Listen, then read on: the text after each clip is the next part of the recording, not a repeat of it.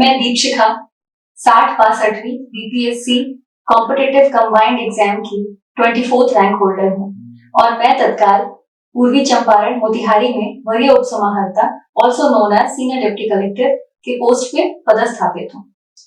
आज मैं आप लोगों को एड्रेस कर रही हूँ क्योंकि अभी 68th बीपीएससी का प्रीलिम्स एग्जाम कंडक्ट होने वाला है और काफी स्टूडेंट स्ट्रेस में होंगे या कुछ मोटिवेशन चाहते होंगे और कुछ कुछ सरप्राइजेस भी उस एग्जाम्स में इस तरह इंक्लूड किए गए हैं।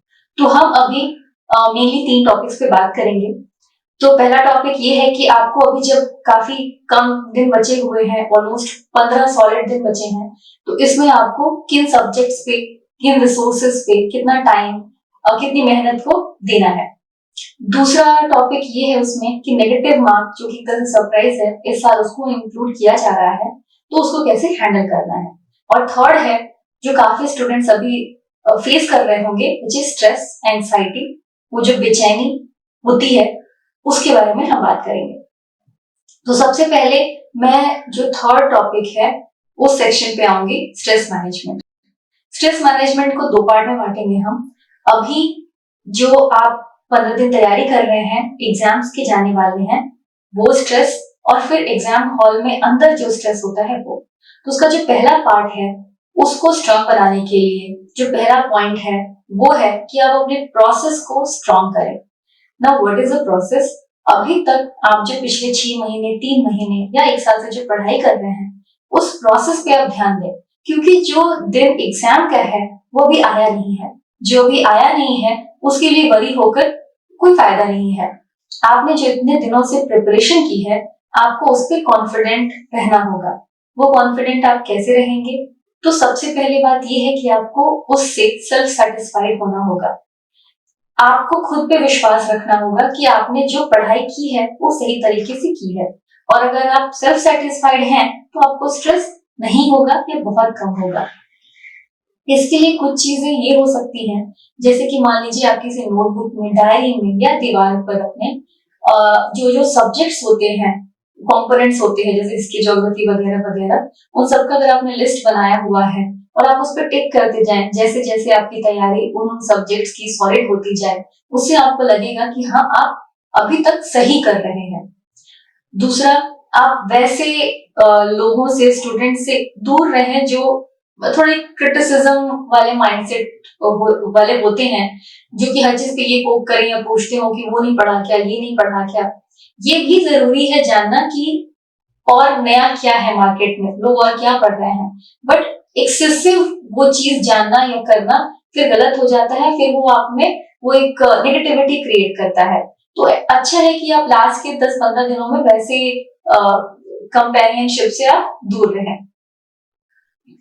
तीसरा है कि आपको स्ट्रेस नहीं होना ना होगा जब आप अच्छे से खाएंगे पिएंगे और आप अच्छे से सोएंगे। सोना बहुत जरूरी है। अक्सर ऐसा होता है कि हम अपने सोने के टाइम में ही कमी कर देते हैं क्योंकि ज्यादा से ज्यादा पढ़ना होता है, और वो हमें बिल्कुल नहीं करना चाहिए। खाने में कमी कर देते हैं, फिजिकल मूवमेंट कम कर देते हैं, उससे ये होता है कि आपकी तबीयत मोस्टली एग्जाम के 2 दिन पहले, 5 दिन पहले खराब होती है।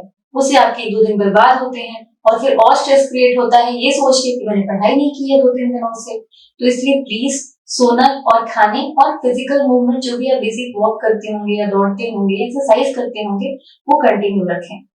इन सब चीजों से आपको बहुत बेचैनी नहीं होगी। एग्जाम के दिन के बारे में आप नहीं सोचें। आपका प्रोसेस जितना स्ट्रॉन्ग रहेगा, आपका रिजल्ट भी उतना ही अच्छा आएगा। और एग्जाम हॉल में सबसे पहले तो आप पॉजिटिव माइंडसेट से जाएं, ये सोच के ना जाएं कि एग्जाम पता नहीं कैसा होगा, क्योंकि आप जो अभी तक तैयारी करते आए हैं बस उसी का एक फलक्रम है, एक फाइनल डे है उस दिन, इसलिए आपको ज्यादा चिंता करने की जरूरत नहीं है। एग्जाम में बेटर है कि आप जब सवाल अटेम्प्ट कर रहे हैं, जैसे मान लीजिए 10 सवाल अटेम्प्ट किया, उसके बाद कोशिश करें कि आप 10-15 सेकेंड का ब्रेक लें। उससे क्या होता है कि आपका दिमाग जो है वो ब्लॉक नहीं होता, बिकॉज आप लगातार सोचते रहते हैं क्वेश्चंस पे। तो थोड़ा अपने पेन को विराम दें और थोड़ा 10 सेकेंड अपने दिमाग को शांति दें, फिर अगले सवाल को अटेम्प्ट करें। आप हर 20-25 सवाल पर पानी पी सकते हैं, तो आप पानी एक ट्रांसपेरेंट बॉटल में कैरी कर सकते हैं और वो पीजिए, तो उससे भी थोड़ा आपको ब्रेक हो जाएगा। फिर एग्जाम हॉल में आप लोगों के जो बाकी स्टूडेंट्स हैं उनके चेहरे को मत देखें, उनका रिएक्शन ना चेक करें कि उनको कैसा लग रहा है, एग्जाम भारी है या आसान है, इसमें जाने की जरूरत नहीं है। आप अपनी तैयारी पे भरोसा करें और आप कंटिन्यू करें एग्जाम हॉल में। अब आते हैं सेकेंड सेक्शन पे, और सेकेंड सेक्शन ये है कि आप जो नेगेटिव मार्किंग को इंट्रोड्यूस किया गया एग्जाम में, आप उसको कैसे मैनेज करेंगे। तो नेगेटिव मार्किंग के कारण नेगेटिव मार्किंग जो इंट्रोड्यूस किया गया है अभी, वो एक नई चीज है, पर उसके लिए भी ज्यादा घबराने की बात नहीं है, क्योंकि जो कंटेंट है वो तो सेम ही है, चाहे वो नेगेटिव मार्किंग हो या ना हो। हाँ, आपकी जो स्ट्रेटेजी है एग्जाम हॉल में अटेम्प्ट करने की, वो बदल जाती है। तो अगर आपके पास टाइम है, आप मॉक दे रहे हैं, तो बेटर है कि आप वैसे एकेडमीज के मॉक ट्राई करें जिसमें नेगेटिव मार्किंग को इंक्लूड करके दिया जा रहा है। उससे क्या होगा कि आपको प्रैक्टिस हो जाएगी। दूसरा, आप पहले से एक दिमाग में रखें कि आपको वैसे सवालों को अटेंड करना है सबसे पहले जिसके लिए आप फॉर श्योर हैं। तो मान लीजिए आप क्वेश्चन नंबर 1 से शुरू करते हैं पढ़ना, और फर्स्ट सेकेंड आप वेरी श्योर हैं, तो आप लगे हाथों OMR शीट में आप उसके आंसर को मार्क कर लीजिए। बट तीसरे क्वेश्चन में मान लीजिए आप B और C के बीच में फंसे हुए हैं, you are not very sure, तो आप वही क्वेश्चन पेपर में B/C लिख दीजिए और OMR शीट में मार्क मत करिए। ऐसे करके मान लीजिए आप 50, 60 या 70 सवाल कर लेते हैं, तो आप श्योर हो जाते हैं कि इतने सवाल तो मुझे फॉर श्योर आते हैं। तो इतना करने में ऑलमोस्ट मान लीजिए आपका टारगेट होना चाहिए कि 1 से सवा 1 घंटे में आप पूरे पेपर को पढ़ चुके हैं, और जो सवाल श्योर आते हैं उनको OMR शीट में मार्क कर चुके हैं, और बाकी सवालों को एग्जाम के क्वेश्चन पेपर में ही आपने बस ऑप्शन करके छोड़ा हुआ है। जब 1 से 150 तक आप खत्म करते हैं, तो वापस यू कम बैक टू 1 और क्वेश्चन नंबर 1, और मान लीजिए थर्ड सवाल आप श्योर नहीं थे, फिर फिफ्थ नहीं थे, उन सवालों को आप देखिए। वहीं पर B/C, A/D ऐसे लिखने से क्या होता है कि आप फिर बाकी ऑप्शंस को नहीं पढ़ते हैं, और आपका दिमाग जो है वो कॉन्सेंट्रेट करता है B and C पर, उसी में से कोई एक आंसर होगा। दूसरी चीज, आप जो सवाल छोड़कर फिर वापस आते हैं, तो होता ये है कि पूरे ही प्रोसेस में वो सवाल आपके दिमाग में कहीं ना कहीं बैक ऑफ द माइंड में वो चलते रहता है, और जब आप बैक वापस आते हैं सवाल पे, तो आप काइंड ऑफ श्योर हो जाते हैं कि ये आंसर होना चाहिए।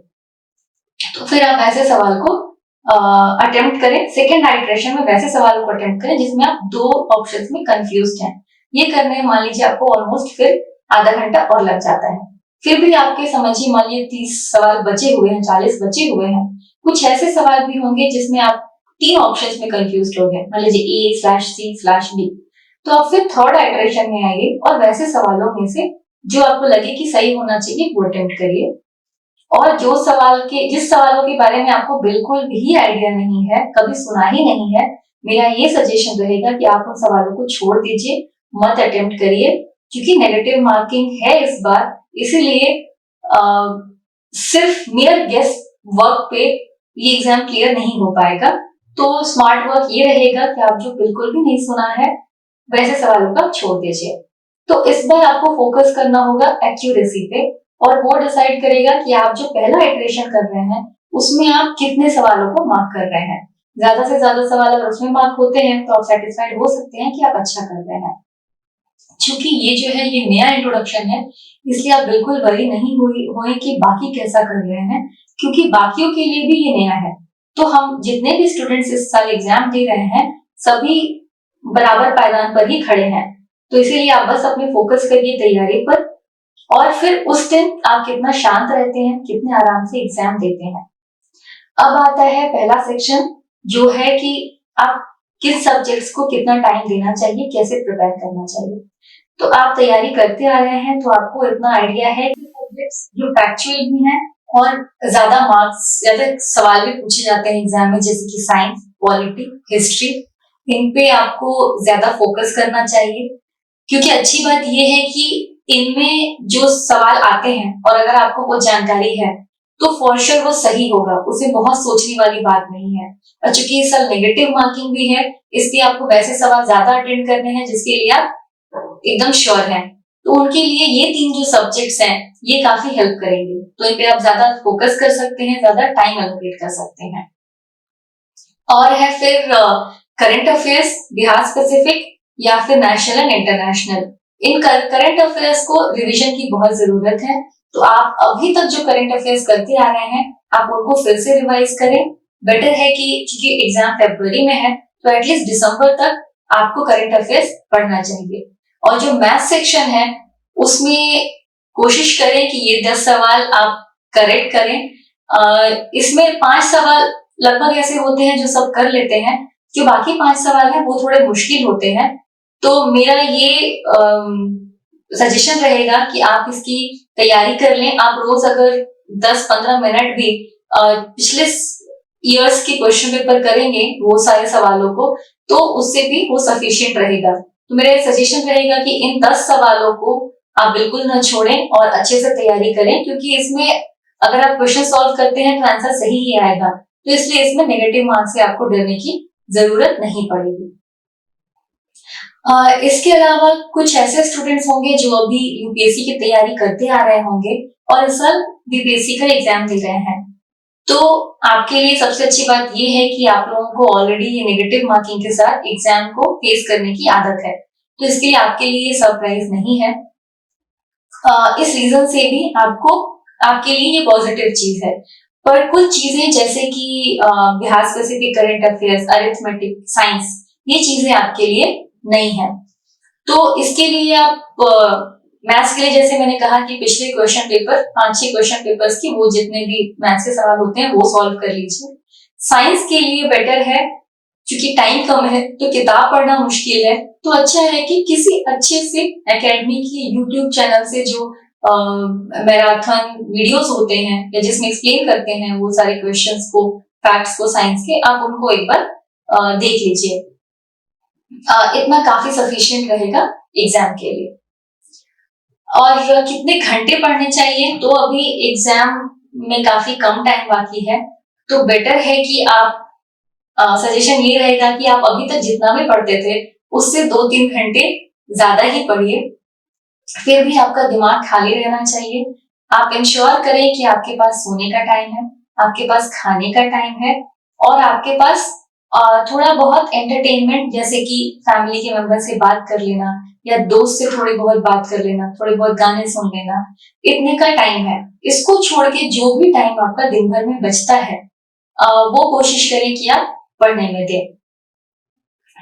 इससे आपको आपका दिमाग शांत रहेगा और आप और बेटर तरीके से तैयारी करेंगे।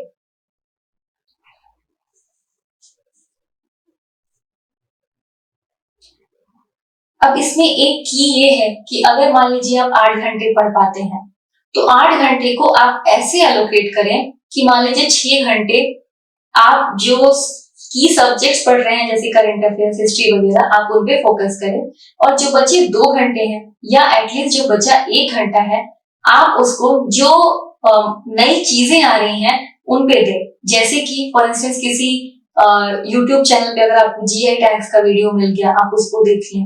मान लीजिए कि उसी चैनल ने अगर बिहार के मैप को एक्सप्लेन कर रहा है तो आप वो देख लें, क्योंकि ये जो चैनल्स हैं, ये जो वीडियोस लाते हैं यूट्यूब पे, इनमें बड़ी अच्छी बात ये है कि वो चीजों को बहुत ही संतुलित तरीके से, एग्जाम फोकस तरीके से, काफी प्रिसाइज मैनर में आपके सामने रखते हैं। और वो जब हम जैसे कि मैप हम जब पढ़ते हैं एटलस से, उसके बाद अगर आप एक बार वीडियो भी देख लेते हैं तो वो जो तैयारी होती है वो सॉलिड हो जाती है। हाउएवर आप ये इंश्योर करें कि ये ना करने लगे आपकी मार्केट में जो चीज आ रही है, यूट्यूब पे जो रिकमेंडेशन आ रहा है जिसने चीज की वीडियो का, वो कर रहे हैं, ऐसा नहीं करें।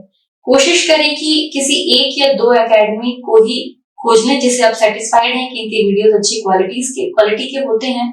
आप उन वीडियोस को देखें और उनमें जब टॉपिक्स आते हैं तो मान लीजिए कि अगर कोई टॉपिक आता है कि बिहार के खनिज मिनरल्स के बारे में और आपको ऐसा लगता है कि आप इस एरिया में बहुत स्ट्रॉन्ग नहीं है बट एग्जाम में ऐसे सवाल आ चुके हैं, तो आप वैसे वाले वीडियो को कर लें। इससे आपकी तैयारी जो है वो और सुदृढ़ हो जाएगी और बेटर हो जाएगी। आई होप मेरे जो सजेशंस है वो आपको एग्जाम हॉल में काम आए। मेरी मेरी उम्मीद है आपसे कि आप शांत मन से पॉजिटिव वाइब्स के साथ एग्जाम हॉल में एंटर करें और अच्छे से एग्जाम दें। So all the best to you all. Thank you.